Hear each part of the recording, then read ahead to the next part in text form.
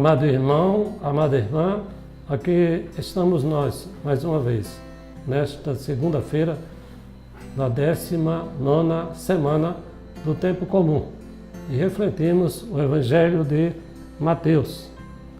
Jesus caminhava pela Galileia e faz o segundo anúncio da sua paixão e morte. E os discípulos ficam aflitos, profundamente preocupados. A que se deve isso? Talvez por haverem se fixado, ou haverem fixado o entendimento somente nas palavras paixão e morte, e terem esquecido de que a ressurreição vem depois da paixão, vem depois da morte. E é aí onde está a vitória. E seguindo o Evangelho de Mateus, nos apresenta a questão do imposto.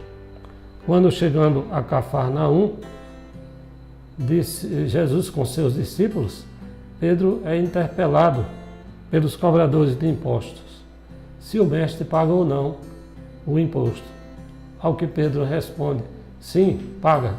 E ao chegarem na casa, Jesus então vai dialogar com os seus discípulos e perguntar a Pedro, Pedro, quem deve pagar o imposto? Aquele que é o estranho ou que é o filho? De quem é que os reis cobram impostos? E Pedro vai dizer, ele cobra dos estranhos, dos que são de fora. Jesus diz, portanto, os filhos estão isentos. E aqui entra uma elevação do tema. Jesus sai da questão da legalidade para falar de um sentido maior. Os filhos aqui são os filhos do rei, isto é, os que reconhecem Jesus, o Filho bem-amado do Pai. Desse modo, os discípulos estariam liberados de pagar o imposto. E Jesus? Jesus é maior do que o templo. Ele mesmo é o templo, onde a graça de Deus abunda plenamente, profundamente.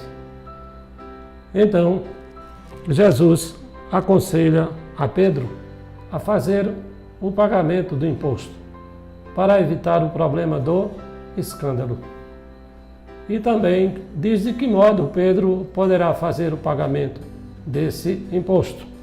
Vai, pesca e retira do teu trabalho. Ou seja, o imposto deve ser pago fruto do próprio trabalho. Uma coisa é termos direitos sobre algo, e outra coisa é a conveniência do uso desse direito. No nosso dia a dia, muitas vezes acontece que temos que renunciar a um direito em vista de um bem maior.